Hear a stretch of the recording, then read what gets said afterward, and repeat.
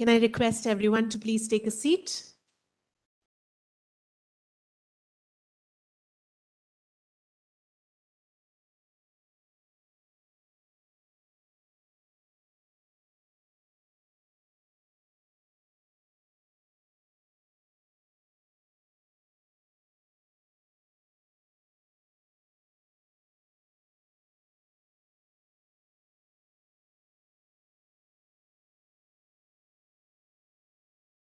Namaskar, and a very good morning to you all. It is with immense pleasure that I welcome you to the 17th Sustainability Summit. This year, the theme of the summit is Building a Sustainable Tomorrow, Transforming Risks into Opportunities. Life on Earth has crossed a number of tipping points due to planetary emergencies. Environmental risks are perceived to be critical long-term threats to the planet, with climate action failure, extreme weather, and biodiversity loss ranked as the three most severe risks as per the World Economic Forum Global Risk Report 2022. Without major interventions, these risks will soon reach a critical stage. Since there is no planet B, it is high time to act. The 17th Sustainability Summit will bring to fore global ideas and thought leadership that will inspire action at the local level to drive sustainability transition.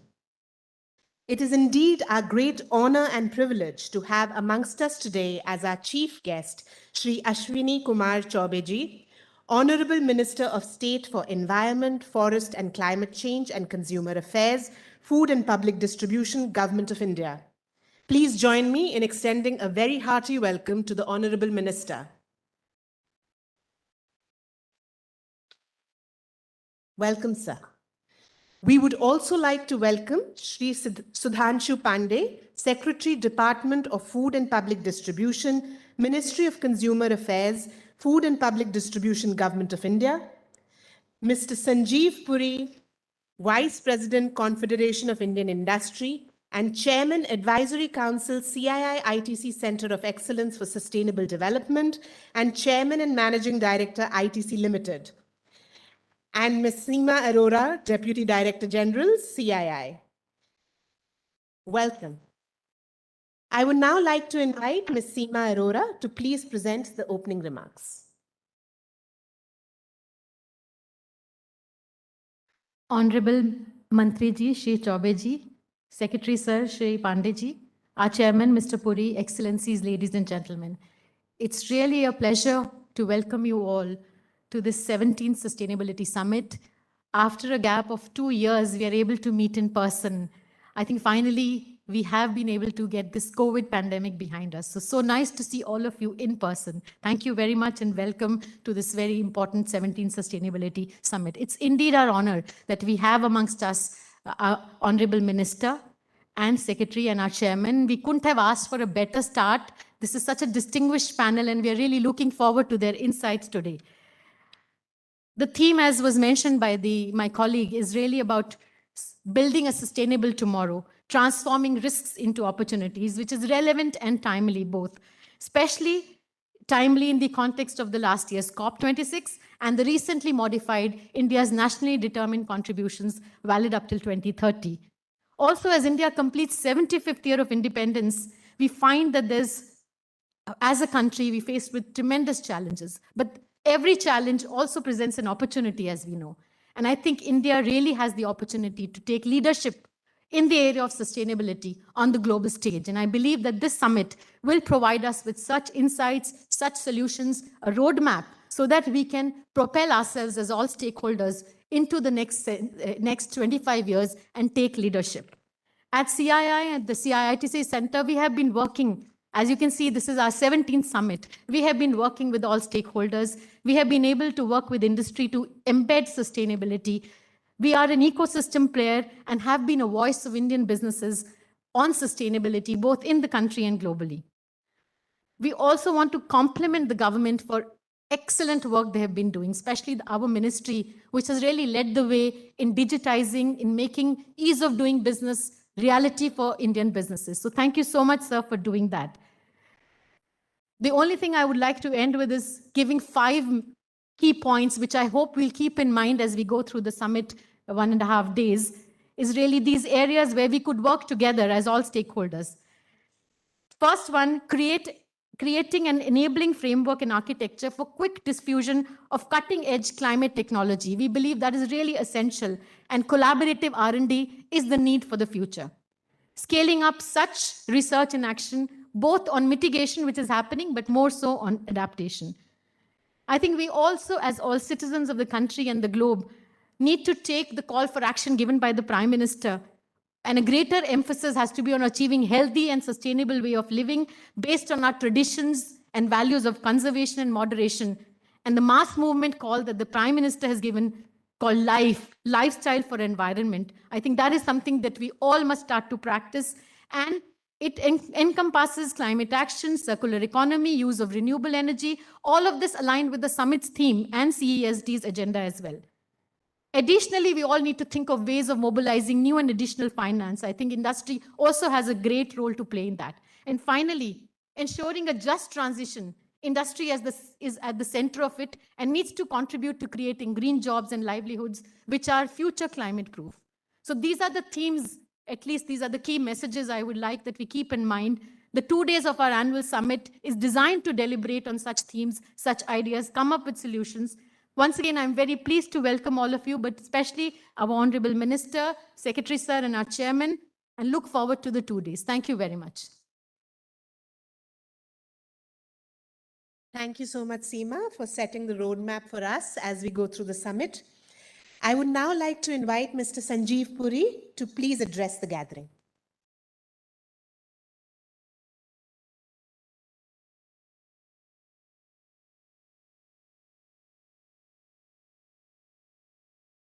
Honorable Minister, Shri Ashwin Kumar Chaube ji, Shri Sudhanshu Pandey ji, and my colleague in CII, Seema, distinguished guests, ladies and gentlemen, good morning, and it's my pleasure to add on my welcome to all of you, and it's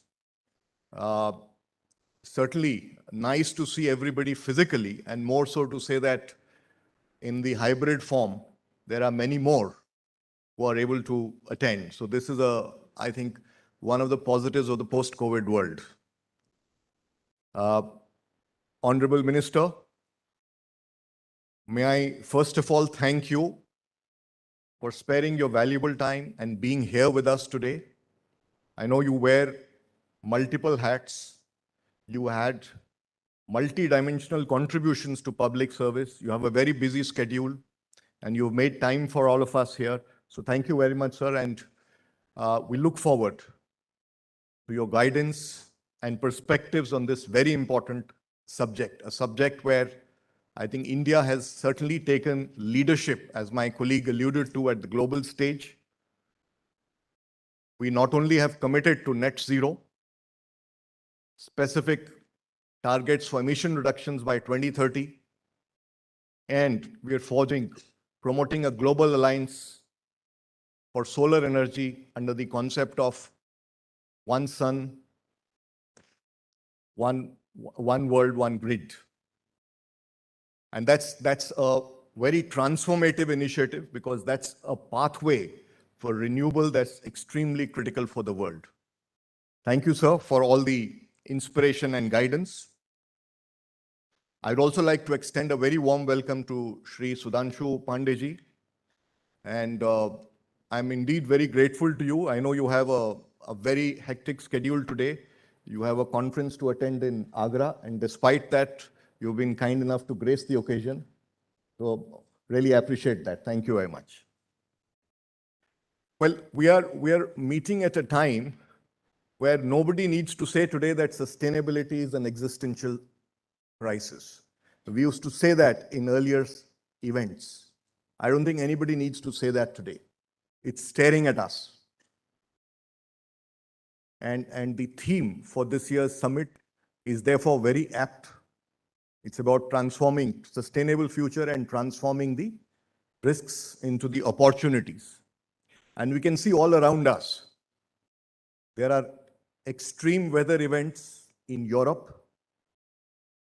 Europe is experiencing a drought which is not seen in 500 years. Summer temperatures went to 104 degrees Fahrenheit. There are rivers where water has receded.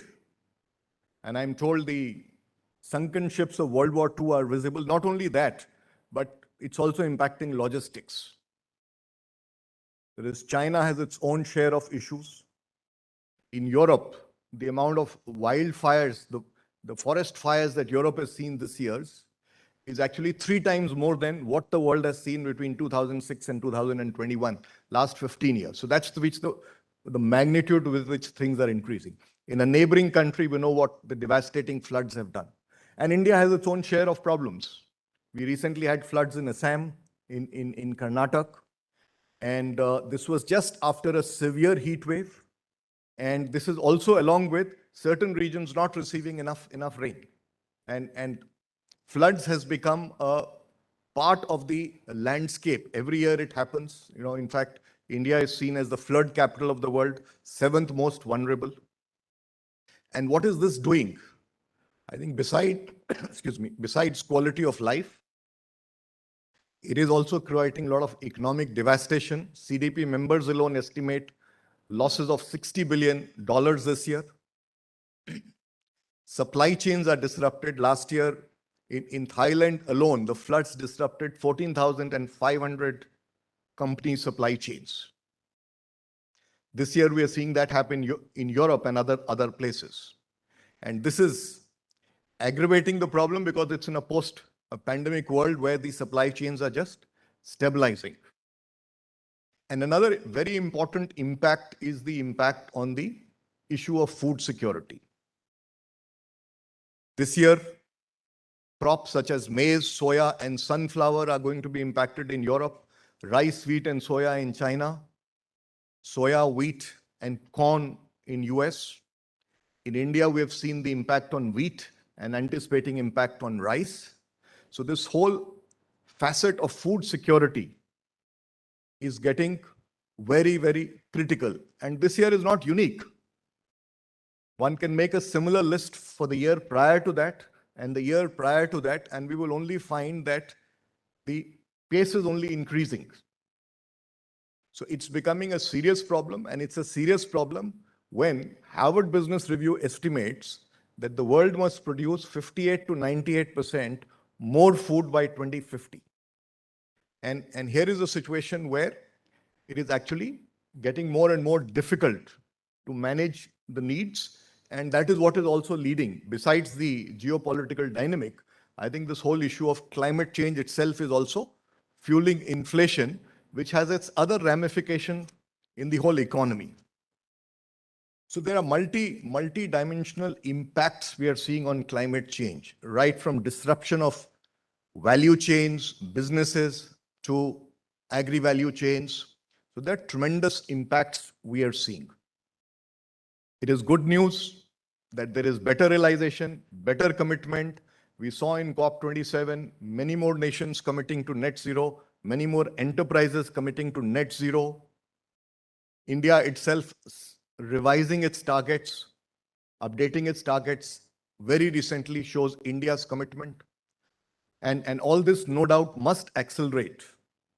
But the question before us is that despite all these commitments, the reality is the world is going to cross 2 degrees as per IPCC report. In fact, 2.4 by end of the century, which means that these extreme weather events of floods and droughts will double. Heat waves will multiply 5 to 6 times. So we have, besides decarbonization and besides reducing emissions, there's also a question of how do we prepare ourselves to a world where extreme weather events are going to be more. And here I would like to quote from a recent book, I think, which articulates this problem very well. It's called Hothouse Earth. The author, Bill McKay, said, and I quote, "We can do little to avoid the coming climate breakdown. Instead, we need to adapt to the hothouse world that lies ahead and to start taking action to try to stop a bleak situation deteriorating even further."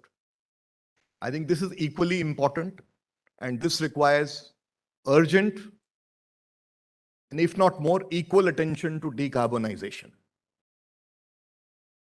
Now, both the aspects of mitigation and adaptation require a multidimensional approach. I think in both, certain pathways have to be discovered. For example, in hard to abate sectors, certain pathways have to be discovered. Issues of economically making green hydrogen available, carbon storage. I think these are technologies that need to be developed and commercialized, and there's a lot of work happening. Hopefully, it will happen. But aside from that, let me say that today there are lots that all of us can collectively do and accelerate the work towards it. And I would like to illustrate this, and my colleague Seema alluded to a very comprehensive framework. So let me just exemplify it through our own example in the company I represent, which is ITC. So I'll use that just to illustrate what is possible. So starting with this whole first on mitigation through decarbonization and sequestration. So as an enterprise, we have adopted a constant focus on reducing energy intensity, renewable energy, sequestration, circular economy. I mean, these principles form part of our core strategy. And with consistent practice, I'm happy to tell you that today we are carbon positive, water positive, solid waste recycling positive, and all this for more than a decade. So what I'm really saying through this is that it is entirely possible for an enterprise today to become climate positive and play a role of nourishing the environment as against depleting societal resources. And enterprises, and we've always believed so in ITC, in CII, that enterprises as large economic organs of societies have this responsibility to bring in societal value creation at the core of corporate strategy and contribute towards climate mitigation. And other than certain areas, certain sectors, I think it's immensely possible. And these are economically viable models. So it is good for planet, it is good for the company's competitiveness also. Both of these are delivered. Let me now share some thoughts on the second facet, which is on adaptation. Again, this requires a multidimensional approach. But the starting point, I believe, here has to be a very comprehensive climate modeling to identify where are the hotspots. We started in ITC, we started this journey not very long back in 2020. Hotspots were identified. There are other companies that have also been doing it. Having identified hotspots, for example, a particular geography is identified as a hotspot. A particular value chain is identified as operating in a difficult area. So then the next step is site specific. So you get more granulated data, you get crop specific data, and you target those hotspots so that your resources are targeted and do not get dispersed, because it's a large problem that needs to be dealt with. While we are doing this and working on it, I think there are certain areas that we have also generally been working on as a common themes, which contribute towards resilience and adaptation. One I would like to share with you is this climate smart villages. And this is something that all of us can collectively take forward and accelerate. Today, we cover about 450,000 farmers in 25,000 villages. And 70% of these locations, which are more than 5 years old, are now classified as high resilience value chains. And what is interesting is, the agri value chains have their own share of emissions. So through this process, the emissions have reduced by up to 45%. And also farmer incomes have gone up by 40 to 80%. So it's good for planet, it's good for farmers, it's giving you sustainability in your in your value chains. Similarly, India is water stressed. 54% of India is water stressed. So integrated water harvesting structures is one of the initiatives. So we actually work both on the demand and the supply side. We are providing soil and moisture conservation to 1.3 million acres with 25,000 community water harvesting structures. The demand side management has led to a reduction of 40% across 14 crops. And all our sites, factories which are located in high water stress areas, we are going for AWS certification. So committing to water stewardship and water positive balance, which has already occurred in some locations. So I'm again and again, sharing some examples just to just to kind of share it as a case study so that collectively we can do much more and starting to make a difference in this area. And needless to say that whilst we work on adaptation, whilst we work on decarbonization, I think we have to be also cognizant of the fact that today, despite depleting natural resources, we also have a serious issue of not generating enough livelihood and of social inequity. So therein, the importance of a just transition is even more. And the agri-value chains from that perspective in emerging economies, roughly half the workforce in India is in the agri-value chains. So the resilience of that is equally important. And if we get that right, I think it's a huge opportunity, really reinforcing the theme of transforming risks into opportunities. India has the largest arable land in the world. I gave you that data on how much food production is to go up. And if we can build resilience, improve productivity, I think it's an enormous opportunity going forward. In line with our philosophy at CII that enterprises being large economic organs of society, and we would like to pursue growth with a framework of responsible capitalism. In line with that, I'm delighted to also inform you that CII has formulated the CII Climate Action Charter, and it's a privilege for all of us and honor that we'll be launching it today. It reflects collective commitment of the members of the CII for accelerated action to enable a just, equitable, and resilient transition.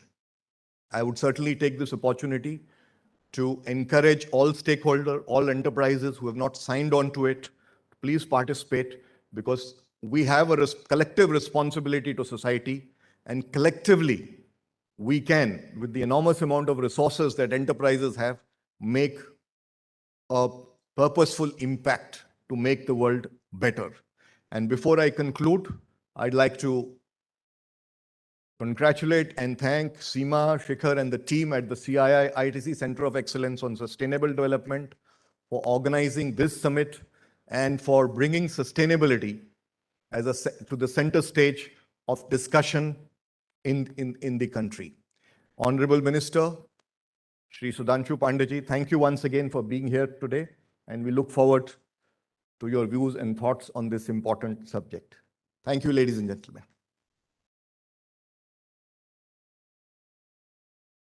Thank you, Mr. Puri, for grounding the summit in both the hope and challenges that face us today.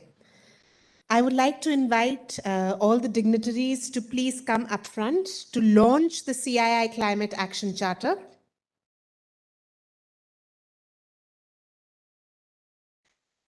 We are proud to have the support of the Indian businesses and the Bloomberg philanthropies towards this initiative.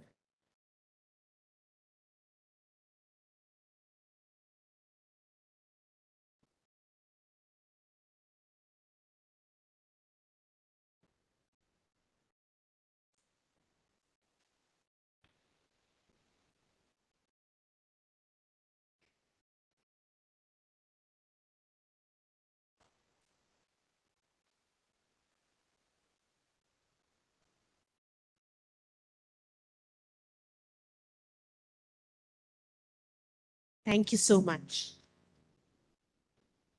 You can access and join the Climate Charter by scanning the QR codes available outside or by accessing it through our website. Thank you so much. I would now like to invite Shri Sudhanshu Pandeyji, Secretary, Government of India, to deliver the keynote address.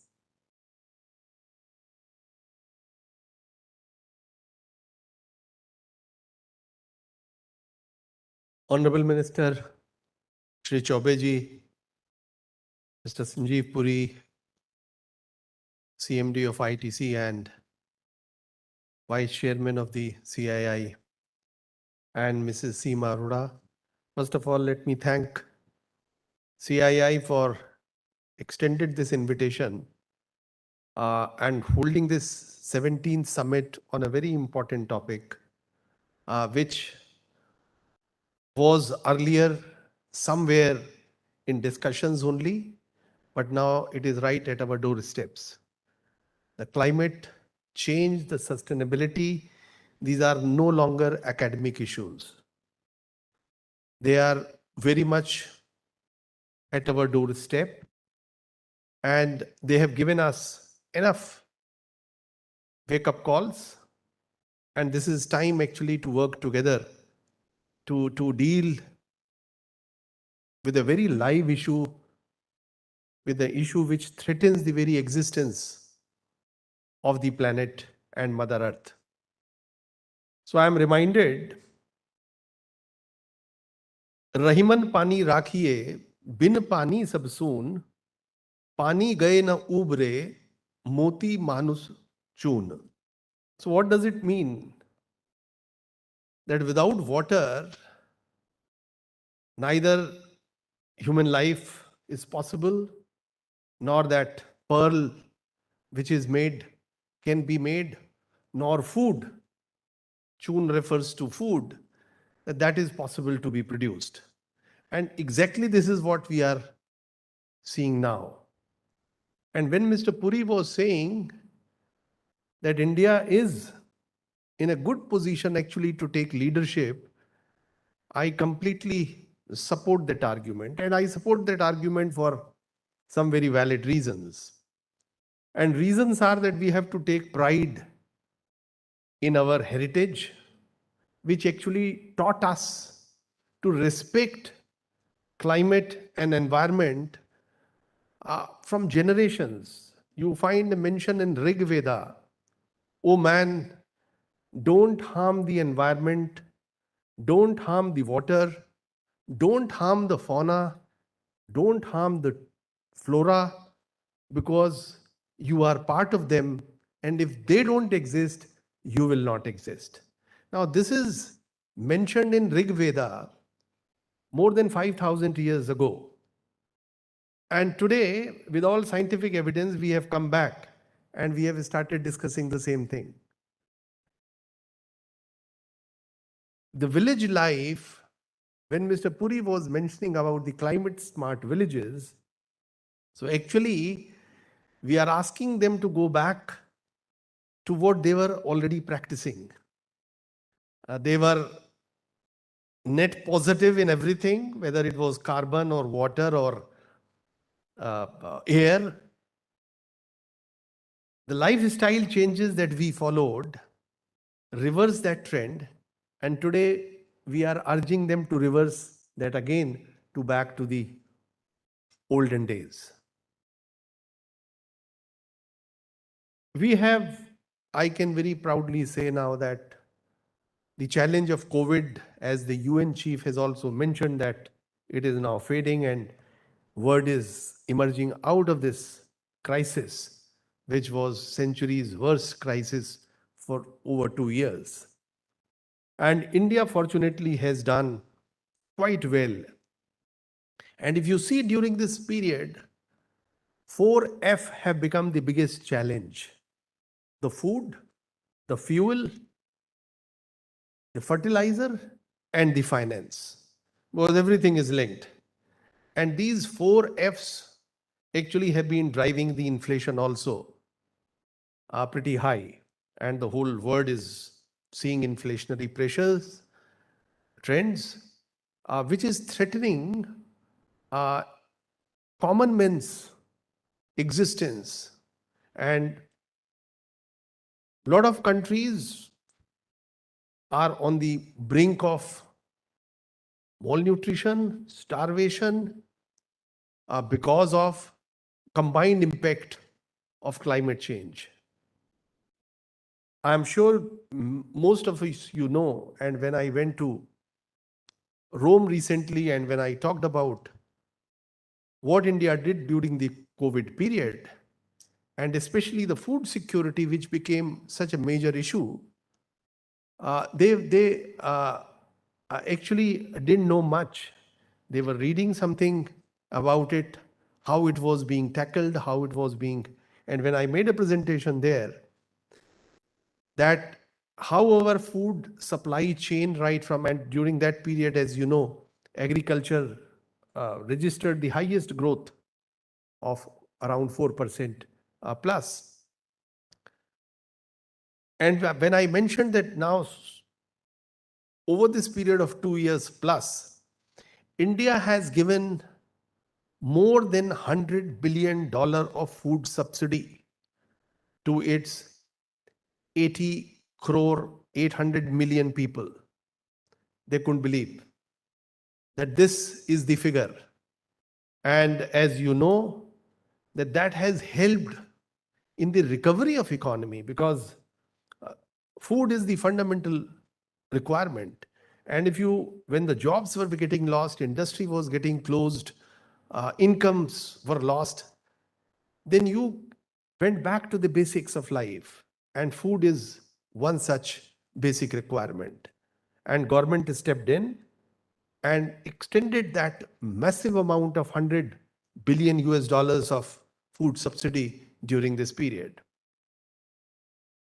Fertilizer is the same story. Why I am saying that without that, now several countries in Africa and even in our neighborhood are facing serious challenges of fertilizer supply because of supply chain disruptions, non-availability of some of the raw materials and everything.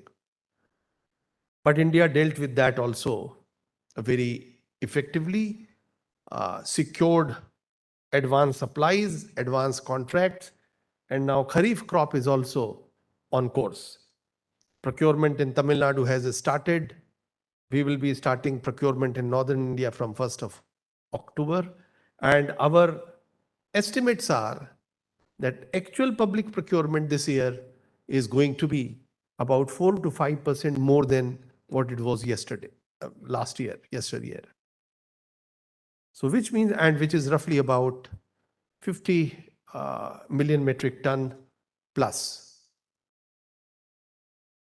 So why I am saying that India is very much focused in securing food security and dealing with this problem of sustainability.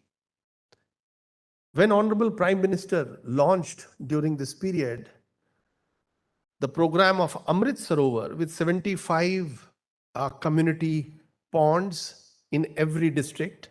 We have 700, almost 80 districts. So we will be constructing, and we have actually achieved major part of it, almost 60,000 major ponds across India in different villages. So that are already showing some good results, raising the water table, making the environment very healthy in that area, water availability, moisture going up. For animals, water is becoming available. So all this is showing its very clear impact. And now, actually, the whole government is preparing to set targets for 2047, when India will be completing 100 years of its independence. That what should be our target at that time, and sustainability, mitigating the impact of climate change is one of the priorities of government, and across various departments, various ministries and departments, they are working together. And we are targeting that what our plan should be. And one of the major element of this approach is going to be public-private partnership. We have a lot of captains of industry sitting here, a lot of academics and experts. Time has come when the public and private resources have to be pulled together, expertise has to be pulled together, and we have to work in tandem with complete convergence. And this is what is being envisaged. CII, having started this exercise almost 17 years ago, has taken actually lead in generating that awareness, incubating that idea in industry, in various organizations, that this is a real issue, and actually it has become a real issue. And now today in India, you have sufficient expertise available which can actually navigate through this challenge. I am very optimistic that the initiatives that some of the companies have taken. Yesterday, I was in one of the presentations of ITC connected with this subject, and I saw that they have taken a number of steps, which I am sure many other companies are also taking, but they are not, they have not been scaled up to the level they should have been. And a primary reason is that scaling up actually requires government to play catalytic role, government to play facilitative role, so that what is being done in 3-4 years can actually be done in less than 6 months. Because if people's mobilization and people's contact is there, and the government schemes and programs, they get dovetailed with some of the private sector initiatives, then it is possible to actually deal with this issue. India has a land mass of, arable land mass of about 160 million hectares, and only 50% of it is actually irrigated. And even in that 50%, the water use efficiency is just 35%. So our first target is that by 2047, this water use efficiency should go up to 70%. We have to double it. And how it is possible that all these open irrigation channels, flood channels, surface irrigation, that has to be converted into piped water at the user's end with the sprinklers and micro irrigation systems, so that the water use efficiency actually goes up. And likewise, we have almost 60 million hectares of the degraded land, of which 37 million hectare has been reclaimed. And target is that we cover the rest also during this period of next 25 years. So I'm very happy to be here talking to all of you.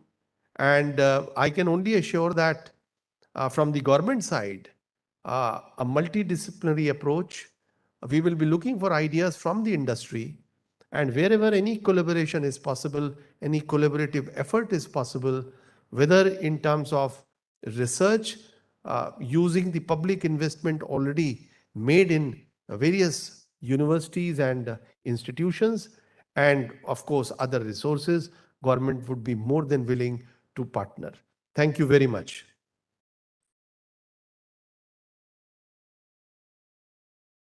Thank you so much, Mr. Pandey. I would now like to invite our chief guest for the summit, Honorable Minister Shri Ashwini Kumar Chaubeji, for his inaugural address.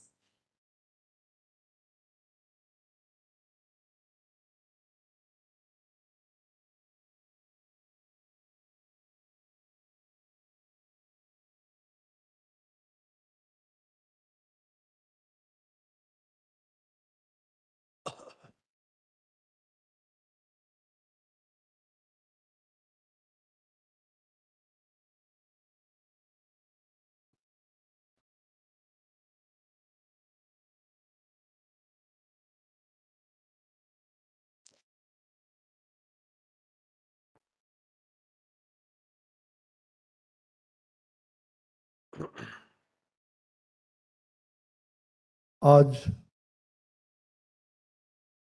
भारतीय उद्योग परिसंघ द्वारा आयोजित विशेष करके CII ITC centre for excellence for sustainable development, यह कार्यक्रम आज देश की राजधानी दिल्ली में आयोजित है। मुझे प्रसन्नता है कि जिस प्रकार से आपने जो थीम रखा है, building A sustainable tomorrow transformation risk and true opportunities, यह विषय अत्यंत ही हम कह सकते हैं कि समयानुकूल है और महत्वपूर्ण है, और इस विषय की गंभीरता को आपने अपने माध्यम से उजागर करने का प्रयास किया है। आज के इस कार्यक्रम में यहाँ उपस्थित हमारे ही मंत्रालय उपभोक्ता खाद्य आपूर्ति मंत्रालय के जो सचिव हैं, बहुत ही कर्मठ ऐसे वरिष्ठ पदाधिकारी के रूप में जिन्होंने अपना जीवन जिया है और अनेक क्रांतिकारी कदम इस वैश्विक महामारी में खाद्य आपूर्ति के मंत्रालय के द्वारा जो उठाया गया है, उसमें आपकी महत्वपूर्ण भूमिका है। ऐसे श्री सुधांशु पांडे जी, अभी यहाँ बैठे हुए श्री संजीव पुरी, जो चेयरमैन भी हैं, अध्यक्ष सह प्रबंध निदेशक ITC के, और साथ साथ इस CII के जो वाइस प्रेसिडेंट भी हैं। अनेक जिम्मेवारी के साथ आप काम कर रहे हैं। श्रीमती सीमा अरोरा जी, जो डिप्टी डायरेक्टर जनरल CII के, और सामने बैठे हुए जिन्होंने मुझे कुछ दिन पहले आके मुझे आमंत्रित किया, ITC के वाइस प्रेसिडेंट श्री अनिल राजपूत जी, और उपस्थित आप सभी इस देश के परिवर्तनकारी आकांक्षी भाइयों और बहनों। आज मैंने सभी ऐसे विद्वान अनुभवी वक्ताओं की बातों को सुना है, और मुझे ऐसा लगता है जो मनुष्य है वो उसकी उत्पत्ति इस धरा पर हुई है, और ना केवल मनुष्य, जितने प्राणी हैं, कीट पतंग से लेकर के और संपूर्ण सृष्टि को रचने वाले विधाता, हम मानते हैं इस बात को। और इसलिए मेरा सौभाग्य है कि मैं पहले इस मंत्रालय के पूर्व स्वास्थ्य मंत्री के रूप में काम देख रहा था, जनता की स्वास्थ्य को देखता था। अब प्रकृति के स्वास्थ्य को देखने का जिम्मेवारी हमारे सम्मानीय प्रधानमंत्री जी ने मुझे दिया। न केवल प्रकृति का स्वास्थ्य, बल्कि जो इतनी बड़ी फूड सिक्योरिटी की बात आपने कहा है, उस मंत्रालय को भी, वहां भी दायित्वपूर्वक काम करने का जो हमारा बहुत अच्छा अनुभव हो रहा है। और आज का विशेष दोनों ही मंत्रालय से जुड़ा हुआ है। आहार शुद्धो सत्व शुद्धि। आहार की शुद्धता ही आत्मा की शुद्धि होती है। बिना आहार की शुद्धता से आत्मा की शुद्धि नहीं हो सकती। जो विषय आपने आज विशेष करके जो क्लाइमेट एक्शन का जो आपने इसका अभी अभी विमोचन हुआ है, ये बहुत ही गंभीर विषय है। और आज हमारे सभी लोगों ने जिस गंभीरता को, जिस चुनौती को आपने इंकित किया है कि क्या आज ग्लोबल वार्मिंग से लेकर के आज जो सारी स्थिति हो रहा है, और आज जगह जगह मैं तो उसका भुक्तभोगी रहा हूं। ऐसे हम सभी भुक्तभोगी कुछ न कुछ कई प्रकार से रहे हैं, लेकिन मैंने अपने आंखों से इस क्लाइमेट चेंज का न केवल देखा है, बल्कि 2013 में श्री केदारनाथ की उस धरती पर मैंने कुछ खोया और कुछ पाया भी। 2013 में जिस प्रकार का विध्वंस लीला हुआ था, आप सभी जानते हैं उत्तराखंड की उस त्रासदी को। और मेरा उस समय वहां गया था, भगवान का दर्शन भी, और आधे परिवार में छोड़ के आया। 4 दिनों तक मंदिर के गर्भगृह में डूबते बसते बेहोशी के स्थिति में कई दिनों तक भूखे प्यासे, न केवल स्वयं बल्कि तीसरी पीढ़ी जो हमारे पौत्र थे, 2-2.5 साल के, 5 साल के, उन बच्चों के साथ भी भूखे रहने का,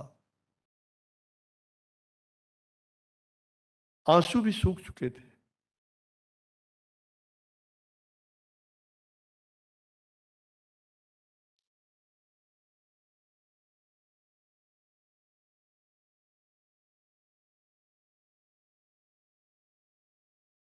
उस भयावह स्थिति को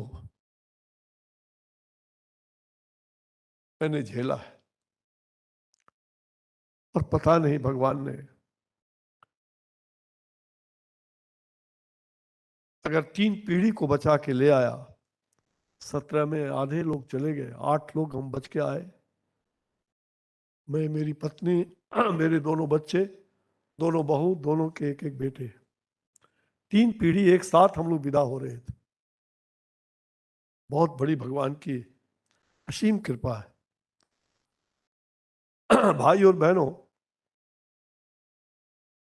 हम प्रकृति, पर्यावरण और जिस प्रकार से गंगा और संस्कृति को विज्ञान से जोड़ते हुए जो राम राज्य की ओर हम आगे बढ़ने का यह जो हमारा संकल्प है,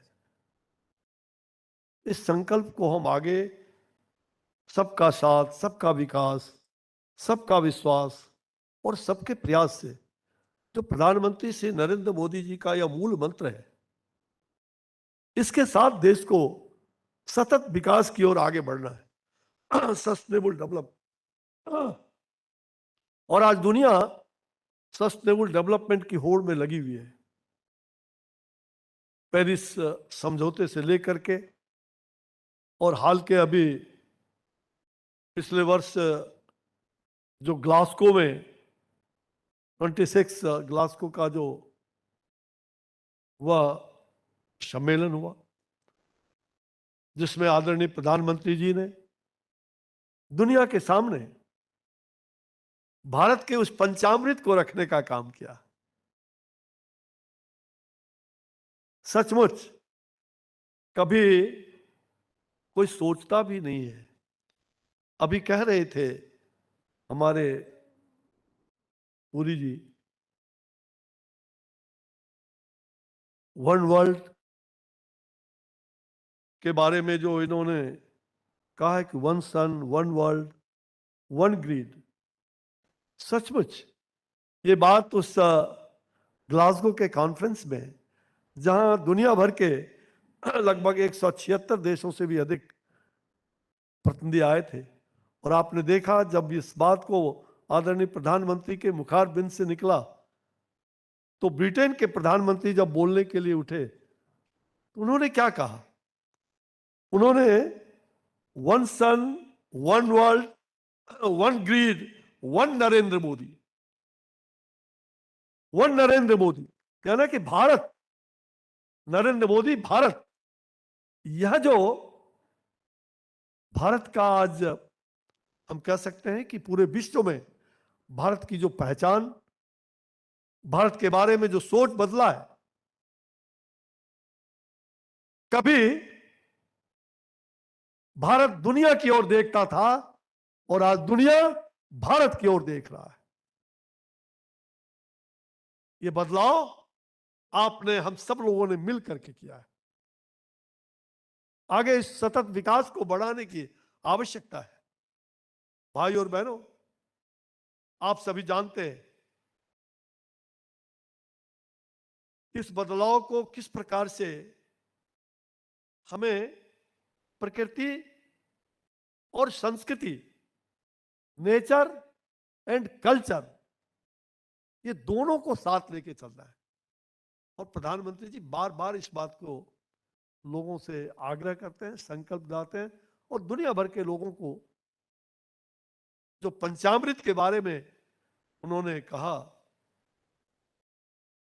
कि देश के अंदर और दुनिया में आज होड़ लगी हुई है। उद्योग होना चाहिए, इसमें कहीं दो मत नहीं, लेकिन आज यहां बैठे हुए बहुत सारे, आप सारे लोग उद्योगपति भी और वाणिज्य के जगत से आप सारे यहां प्रसिद्ध लोग, सभी अनुभवी लोग बैठे हुए हैं। लेकिन आज जो कार्बन का उत्सर्जन है, आप समझ सकते हैं कि किस प्रकार से दुनिया के अंदर जो आज ऐसे देश जो प्रगतिशील देश है, जो विकसित देश है, आज उन्होंने पूरी दुनिया में जो कार्बन का उत्सर्जन है उनके माध्यम से वो प्रति व्यक्ति औसतन 8 टन ये कार्बन का उत्सर्जन होता है। लेकिन भारत केवल आधा टन का उत्सर्जन करता है, यानी कि हम 8 गुना कम कार्बन का उत्सर्जन करके हम सबसे कम कार्बन का उत्सर्जन करते हैं। और उस दिशा में हम और भी दुनिया के तमाम देशों से हम पीछे नहीं, हम आगे बढ़ के कर रहे हैं। जिस सौर ऊर्जा की बात कही गई, हमने सौर ऊर्जा को पहले ही करके दिखाया। जो प्रण किया, जो संकल्प लिया, उसको पहले हमने उसको पूरा भी किया। और इसलिए भगवान ने ये सृष्टि की रचना की है। क्षिति जल पावक गगन समीरा, पंच तत्व निर्मित यह अधम शरीरा। ये पंच तत्वों से निर्मित शरीर है जो पंच तत्व में ही विलीन हो जाता है। और इसीलिए यह जो क्षिति जल पावक गगन समीरा, आकाश, पृथ्वी, भूलोक और साथ साथ जल, अग्नि, वायु, ये कितना महत्वपूर्ण है। अभी कोविड के कालखंड से हम लोग गुजरे हैं। ऑक्सीजन के बिना हमारे कितने बंधु भगिनी हमसे विदा ले लिए। 1 मिनट भी छोड़ दीजिए, कुछ सेकंड्स अगर ऑक्सीजन नहीं मिलता है तो क्या हालात पैदा हो जाती है। दुनिया ने इसको झेला है। और इसलिए हमें प्रकृति को, नेचर को, प्रकृति रक्षिति रक्षिता, प्रकृति की रक्षा करेंगे तो प्रकृति आपकी रक्षा करेगी। और आप प्रकृति को छेड़ेंगे तो प्रकृति भी आपको नहीं छोड़ेगी। और इसलिए प्रकृति और पर्यावरण, नेचर एंड कल्चर, यह अपने आप में एक हर मनुष्य के जीवन के लिए, क्योंकि ये पंच तत्व की बात हमारी सृष्टि ही पंच तत्व से हुई है, हमें इस पंच तत्व को समझना होगा। हमें इस पंच तत्व को अपने जीवन में प्रतिदिन क्षण क्षण इसका ध्यान रखना होगा। और मुझे ऐसा लगता है कि हमारे यहाँ जो कार्यकाल है, जो हमारी योजनाएं है भारत सरकार की,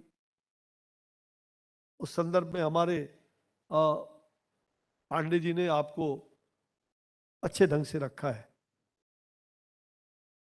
भारतीय उद्योग परिसंघ जो आपका CII, उनके कार्यक्रम जो आपने जो थीम आज का रखा है विषय, उसके लिए मैं आपको बधाई भी देना चाहता हूं। और आप जो भारत का भविष्य, उसका जो भविष्य सुधारा कैसे हो, यह जो आपने चिंतन किया है, उद्योग जगत की जो दशा और दिशा यह कैसी हो, जो भारत को विश्व की आर्थिक एवं सामरिक महाशक्ति हम बना सके। 21वीं शताब्दी का भारत विश्व गुरु के रूप में कैसे हो सकता है। कभी 1886 में उस धर्म संसद में शिकागो के अंदर स्वामी कोई नरेंद्र नाम का व्यक्ति, नरेंद्र नाथ, जिसने कहा था 21वीं शताब्दी भारत का होगा। आज वो सच्चाई कहीं न कहीं दिखाई पड़ रहा है और उसका बुनियाद भी डाला जा चुका है। 21वीं शताब्दी को जो एक यह शताब्दी नए भारत, न्यू इंडिया का जो कंसेप्ट है, 21वीं शताब्दी भारत के लिए, ये भारत का ही 21वीं शताब्दी विश्व गुरु के रूप में हम उदीयमान हो। और उस दृष्टिकोण से जहां आज आप यहां पर आकर के और 2 दिनों तक इस पर विचार विमर्श करके जो मंथन करेंगे, इस मंथन से जो 14 रत्न निकलेगा, कहीं अमृत भी निकलेगा और कहीं विष भी निकलेगा। उस 14 रत्न में समुद्र मंथन हुआ था, उस समुद्र मंथन से और जो मथनी का काम किया था मंदार पर्वत, मैं वहीं का वासी हूं। समुद्र वस्त्रे देवी पर्वत स्तन मंडले विष्णु पत्नी नमस्तुभ्यं पादस्पर्शम छवश्वे। इसलिए हमारा जो वचन है, और जिस प्रकार से तो जहां अमृत निकला तो राक्षसों ने अमृत को लूट लिया। अमृत के लिए अमृत कलश और जितने देवी और देवताओं का उन्हें क्या मिला, तो विष था। और भगवान शंकर ने विष पी करके वो हलाल हो गए, नीलकंठधारी बन गए। तो हमें इस मंथन से क्या निकालना है, ये अमृत और विष 14 रत्न में से अमृत, केवल अमृत को पी करके ही नहीं, हम विष को भी पी करके हलाल होते हैं। ये हमारी प्राचीन संस्कृति रही। और आज इसलिए मैंने कहा संस्कृति ये सबसे गंभीर है, सबसे सुखद है भारत के लिए, पूरे विश्व के लिए।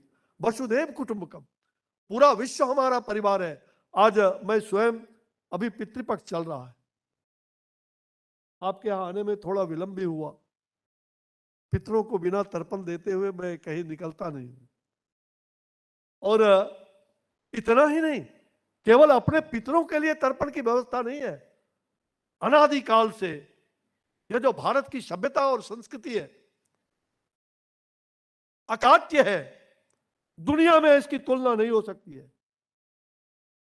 हम ना केवल अपने माता पिता, जो पूर्वज जो हमारे स्वर्गीय हो गए, हम उसके लिए ही जल तर्पण नहीं करते।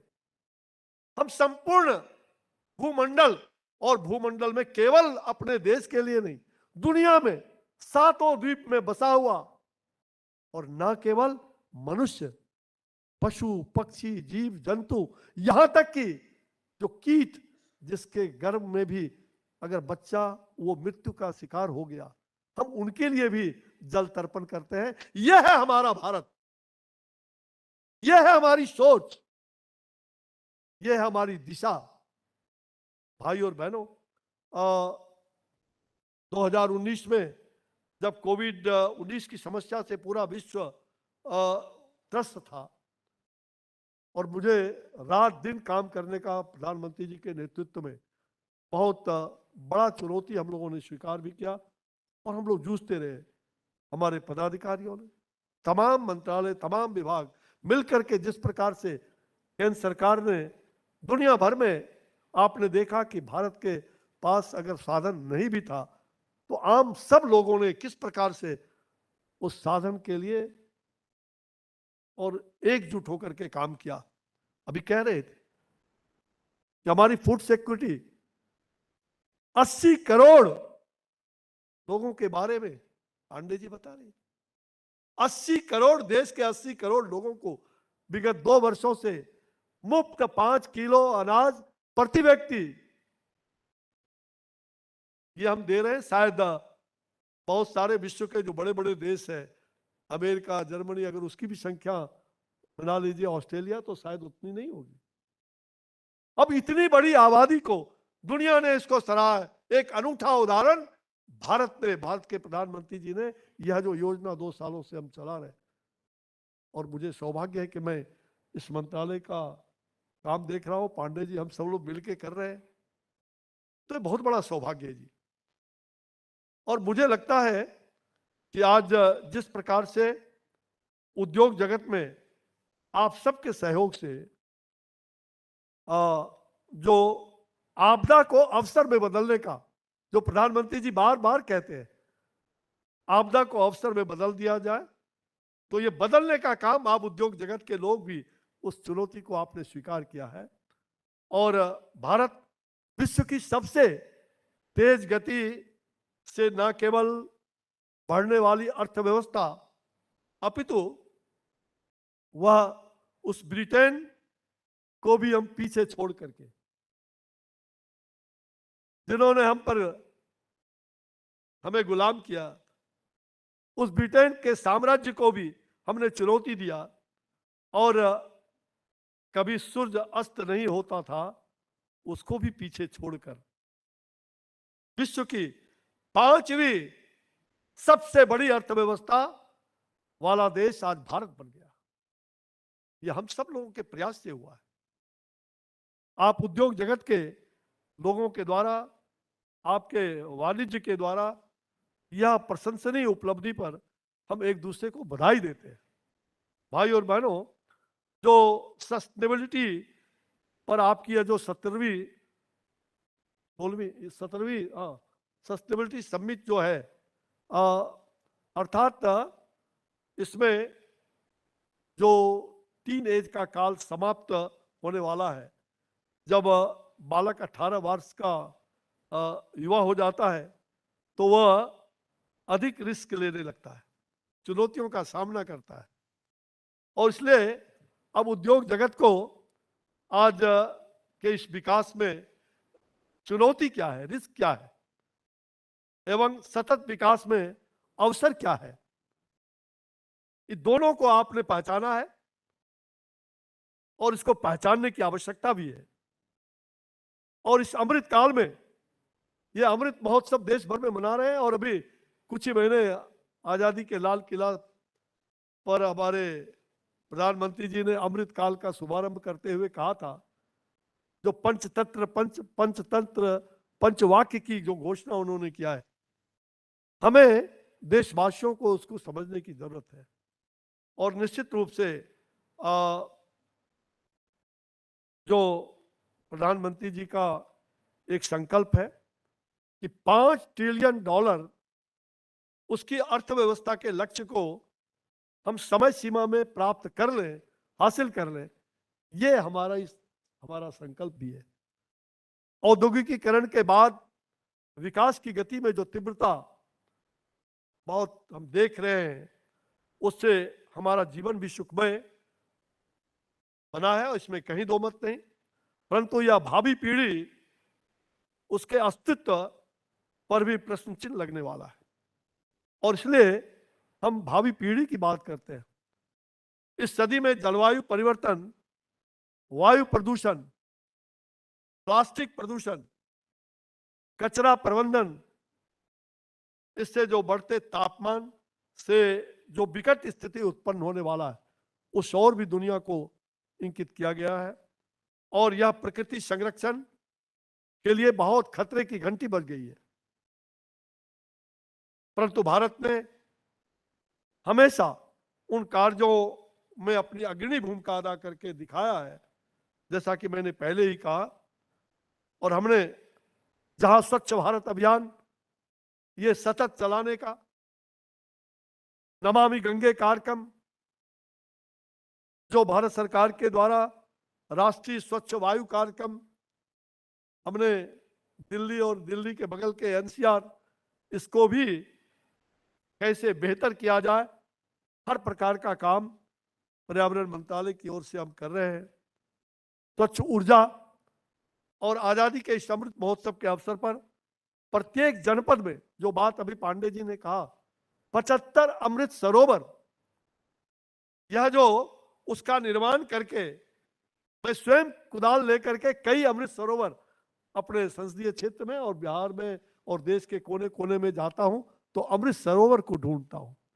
केरल प्रदेश में भी गया, वहां भी अमृत सरोवर को जाकर के देखा। जहां जाता हूं, क्योंकि अमृत सरोवर, ये अमृत काल में जो हमारा भू है, पृथ्वी है, जो जल की बात कर रहे हैं, ये जल की जो स्थिति है, आज हम जितना प्रकृति से दोहन करते हैं, प्रकृति को उतना देने की आवश्यकता है। और इसलिए आज जो अभी प्रधानमंत्री जी ने कुछ दिन, 2 दिन पहले ही ये शुरू की गई उनकी जो लॉजिस्टिक नीति, उससे पर्यावरण संरक्षण के लिए एक चतुर्दिक प्रयास किए जा रहे हैं। अभी मैं इसी वित्तीय वर्ष में जो प्रारंभ में आई थी PCC, inter governmental panel on climate change, उसकी रिपोर्ट का दूसरा खंड प्रकाशित हुआ है। और यह जो प्रतिवेदन रिपोर्ट पर्यावरण एवं जलवायु परिवर्तन की नीतियों के निर्धारण में एक महत्वपूर्ण भूमिका अदा करती है। इस रिपोर्ट में यह कहा गया है कि जलवायु, पारिस्थितिकी तंत्र एवं जैव विविधता, ये परस्पर एक दूसरे पर बहुत कुछ सीमा तक निर्भर है। माननीय प्रधानमंत्री जी ने COP26 में ग्लासगो के सम्मेलन में विश्व समुदाय को लाइफ का संदेश दिया। दूसरा, लाइफ यानी जो लाइफ स्टाइल और एनवायरमेंट्स का अर्थ है कि हम सब ऐसा जीवन जिए जो पर्यावरण के लिए अहितकर ना हो। गोस्वामी तुलसीदास जी ने रामायण में एक संदेश दुनिया भर के लोगों को दिया है, पर उपदेश कुशल बहु तेरे, जे आधरते नर न घनेरे। याना कुशल उपदेश देने वाले बहुत मिलते हैं, लेकिन उसके आचरण के अनुसार व्यवहार करने वाले बहुत कम है। ये गोस्वामी तुलसीदास जी ने हम सब लोगों को ये बात कहा है। गोसाई बाबा, हम सभी उसका पालन अपने देश में कर रहे हैं और आगे करने की भी आवश्यकता है, उनको जनाने की आवश्यकता है। People's awareness and people's participation के साथ साथ जो केवल अवेयरनेस ही नहीं, लोक जागरण, लोक सहभागिता, लोक सेवा, लोक निर्माण, तभी होगा लोक कल्याण। और आज सचमुच में सन 2030 तक जहां हमने अपनी ऊर्जा की आवश्यकता की 50% पूर्ति गैर फॉसिल क्षेत्रों में करने का हमने निश्चय किया है, वहीं सन 2030 तक 500 गीगावाट 500 गीगावाट बिजली का उत्पादन गैर फॉसिल क्षेत्रों से करने का हम उस और अग्रसर है। और हमने हाइड्रोजन मिशन की भी शुरुआत कर दी है। सन 2030 तक 5 मिलियन टन यानी हाइड्रोजन का उत्पादन करने में हम सफल हो जाएंगे। ऐसी योजना भारत सरकार ने आप सबके सहयोग से और हमारे तमाम उद्योग जगत के लोगों के प्रयास से ये काम हो रहा है। हमने डीजल और पेट्रोल में ये भी विभाग हमारा ही है। 20% एथेनॉल, ये जो एथेनॉल को मिलाने का लक्ष्य, उसका समय सीमा से पहले ही हमने हासिल कर लिया। पहले यह लक्ष्य 2030 तक था और भारत ने ये हमने 2025 में ही हम इस लक्ष्य को प्राप्त कर लेंगे, ऐसा हमारा संकल्प है। इससे न केवल हमारी विदेशी मुद्रा की बचत होगी, अपितु जो हमारे लाखों करोड़ों जो खेती पर आधारित हमारे किसान भाई हैं, उसकी आय को बढ़ाने में भी हमें सहायता मिलेगी। और किसानों की आय जो दुगुनी करने की बात आदरणीय प्रधानमंत्री जी ने कहा है, ये सभी उसके आधार है। माननीय प्रधानमंत्री जी ने, जैसा मैंने पहले कहा कि जो पंचामृत की बात किया, उसको 2070 तक हम नेट जीरो कार्बन का उत्सर्जन का लक्ष्य नेट जीरो करने का जो हमारा, उसको भी हम हासिल करेंगे। हम होंगे कामयाब, हम होंगे कामयाब। यह जो संकल्प है सचमुच में भारत के सभी मंत्रालय के द्वारा और सभी स्तर के पदाधिकारी कर्मचारी सबको मिलकर के दुनिया भर के लोगों को हमने ये संदेश दिया है और सभी लक्ष्यों को पूरा करने के लिए हम प्रयासरत हैं, जिसका उल्लेख ग्लासगो में किया गया था। प्लास्टिक से अभी हमारे 2 दिनों का पर्यावरण मंत्रालय का कॉन्फ्रेंस एकता नगर जो गुजरात में, वहां हम लोग करने वाले हैं। पूरे देश भर के मंत्रीगण का 23-24 को कॉन्फ्रेंस भी है। सचिव सभी वरिष्ठ पदाधिकारी रहेंगे पूरे देश भर से। और लाइफ स्टाइल पर श्री रविशंकर जी महाराज का उद्बोधन भी और सम्मेलन को प्रधानमंत्री जी का द्वारा उद्घाटन होने वाला है। मुझे खुशी है कि प्लास्टिक के बारे में भी, सिंगल यूज वाले प्लास्टिक को प्रतिबंध करने की दिशा में हमने विधायी प्रावधान भी किए हैं। न केवल बल्कि सरकार ही नहीं, प्रधानमंत्री जी के इस मूल मंत्र का जो मैंने पहले ही कहा, सबका साथ सबका विकास, इसके द्वारा किया जा सकता है। और 15 अगस्त 22 के बाद इस अमृत काल में हमने अगले 25 वर्षों की जो खाका तैयार किया है, उस नई पीढ़ी को, युवा पीढ़ी, आने वाली जो पीढ़ी है, उसको अमृत काल का, हर भारतवासियों को अमृत जैसा सुख देने वाला अगर हो तो भावी पीढ़ी भी सुखमय और बेहतर होगा, बेहतर जीवन जी सकेंगे। हमें उसकी चिंता करनी है, हमें वो चुनौती है, हमें इस आपदा को अवसर में बदलने का। और मुझे लगता है कि हम सबको यह लक्ष्य निर्धारित करके हम अपने विकास के कार्यों को आयाम देंगे। हम आत्मनिर्भर भारत की ओर आगे बढ़ रहे हैं और उद्योग जगत को एक नई दिशा में, जो आपने इस दिशा और दशा को बदलने का जो आपने संकल्प लिया है, उसके द्वारा इस आयोजित इस कार्यक्रम को मैं बहुत बहुत सफलता की बधाई भी देता हूं। अभी अंत में मैंने 2 वाक्य मुझे ध्यान में आया कि जब हमें गर्व है कि इसी नवंबर के महीने में, आगे नवंबर महीने में मैंने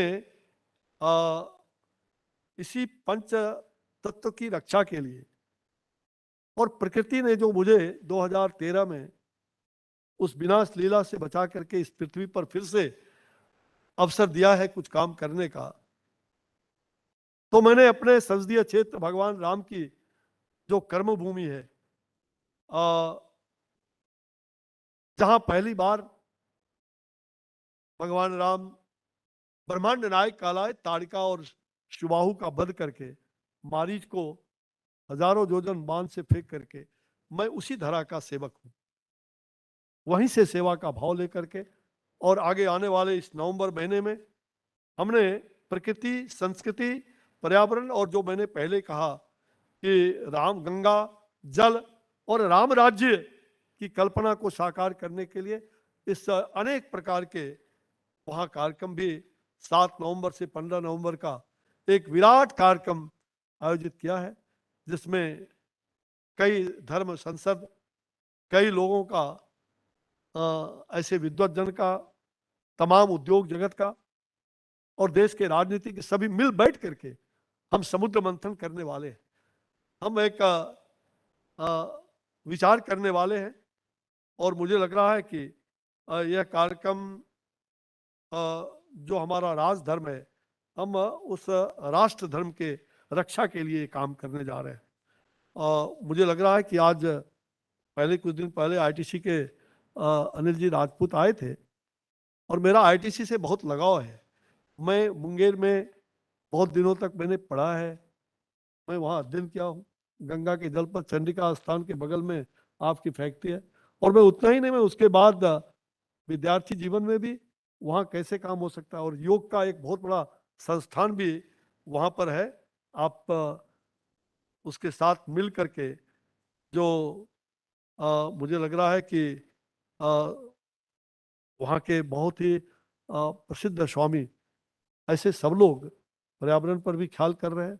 आपने मैं जब बिहार विधानसभा में पर्यावरण का अध्यक्ष हुआ करता था तो मैं कई बार आपके फैक्ट्री को विजिट किया है, बहुत निकट से देखा है, और इसलिए आपसे मेरे ताल्लुकात है। कोविड काल खंड में भी आरटीसी के द्वारा बहुत अच्छे काम हुए और तमाम सीआईआई के लोगों ने जिस प्रकार का सहयोग किया है, मैं आप सभी लोगों का आभारी हूँ।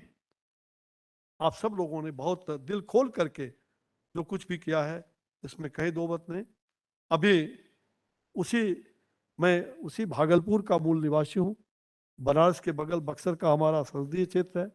5 बार मैं वहीं से लगातार विधायक और बिहार सरकार में कई विभागों का मंत्री रहा, और आज मुझे कई वर्षों से 2 टर्म से मुझे सांसद के रूप में बक्सर से और मंत्री के रूप में मुझे कई वर्षों से काम करने का जो प्रधानमंत्री जी ने और भाग्य विधाता ने जो मुझे अवसर दिया है, आप सबके सहयोग से आगे इस लक्ष्य को हम कैसे पूरा करेंगे।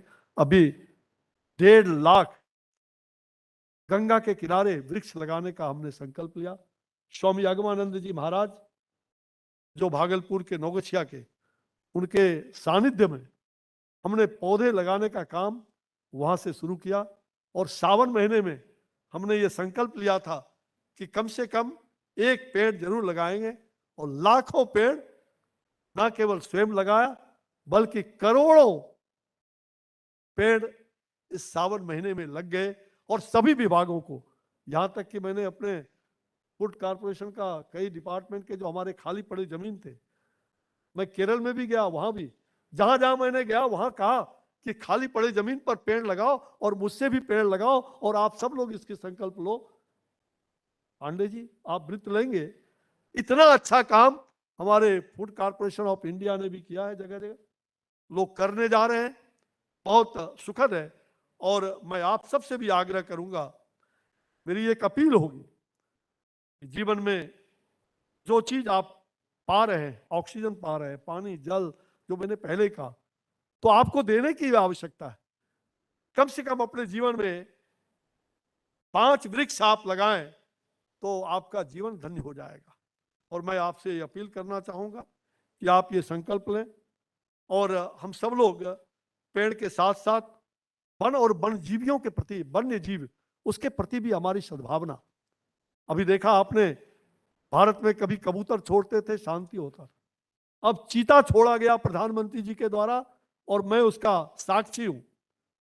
आदरणीय प्रधानमंत्री जी, कुनो के उस नेशनल फॉरेस्ट में जो 8 चिता नावंबिया से लाया गया और उन चिताओं को वहां छोड़ा गया है, ये भारत से जो लुप्त हो गया था, उस लुप्त जो चिता प्रजाति लुप्त हो गया था, उसको लाने का जो प्रधानमंत्री जी का कई महीनों वर्षों से जो उनका संकल्प था, उसको हमने पूरा किया है। ये बहुत बड़ी बात है वन्य जीवियों के प्रति। और मुझे तो गर्व है कि मैं अभी कुछ महीने पहले गया था दार्जिलिंग, वहां से दार्जिलिंग नहीं, योग, हाँ सिलीगुड़ी, सिलीगुड़ी से जब लौट रहा था वहां से, तो मैं जंगल देखने के लिए गया और मैंने एक हाँ जल्दा पड़ा, हाँ, तो वहां पर मैंने जंगल में जाकर के और वहाँ लोगों ने प्रेरणा जगाई और मैंने एक बाघ भी गोद लिया। मुझे खुशी है, मेरे पोते पोती जो छोटी है उसने वहां से कहा, बाबा मेरे नए मेहमान कब आएंगे मेरे घर पर चाचा जी, आपने तो पुत्र गोद लिया है पुत्र के रूप में। तो यह जो कौतूहल और ये 8 चिता जो दुनिया भर के लोगों ने और भारत में जो कौतूहल मच गया, सचमुच में ये हम सब लोगों का सौभाग्य है। इसलिए हम सब लोगों को प्राणी मात्र से प्यार और जीव जंतु जितने भी है, अभी कह देते फ्लोरा फोना बायोडाइवर्सिटी, ये सबके प्रति लगाव, जुड़ाव, सबके प्रति प्रेम, और मुझे लग रहा है कि हम सब के लिए आवश्यक है। CII के द्वारा इतने अच्छे कार्यक्रम में मुझे आपने अवसर दिया, इसके लिए मैं आपका आभारी भी हूँ। CII और ITC के द्वारा जो इस प्रकार का संयुक्त कार्यक्रम आपने संचालित किया है, इससे मुझे भी प्रेरणा मिली है और सचमुच मुझे बल मिला है। मैं आज के इन्हीं बातों को कह करके अपनी बात को विराम देता हूं और आप सबका धन्यवाद, आभार। जय हिंद, जय भारत, वंदे मातरम, नमस्कार, जय गंगे मातरम, जय वंदे मातरम, जय गंगे मातरम। वंदे मातरम के साथ गंगे मातरम। और आइए आप सबकी सुमंगल कामना करते हुए सर्वे भवन्तु सुखिनः, सर्वे सन्तु निरामया, सर्वे भद्राणि पश्यन्तु, मां कश्चित् दुःखभाग् भवेत्। आप सभी सुखी हों, समृद्ध हों और मंगलमय हों, स्वस्थ रहे, भद्र हों और एक दूसरे की पीड़ा को अपनी पीड़ा समझ करके पीड़ित मानवता की सेवा में लगे रहें। मानव सेवा, माधव सेवा, नर सेवा, नारायण सेवा, जन सेवा, जनार्दन सेवा। इति श्री। नमस्कार।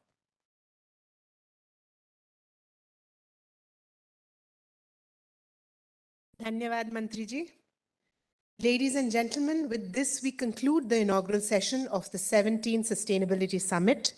We thank our distinguished dignitaries on the dais for their time, presence, and thoughtful comments. I would like to inform you all that participants can access the summit details by scanning the QR code available on the hoardings, standees, and registration table. In order to reduce the footprint of the summit, we have introduced certain initiatives like reduced use of paper, no plastic bottles, and using cotton-based materials for all backdrops, hoardings, and signages of the summit. Thank you all for your participation in our efforts towards a more sustainable summit. We will now start with our next sessions immediately. We have 2 parallel sessions. The first on enabling technology towards sustainable tomorrow in Sovereign Hall 1, and the session on global risks and interconnections in Sovereign Hall 2.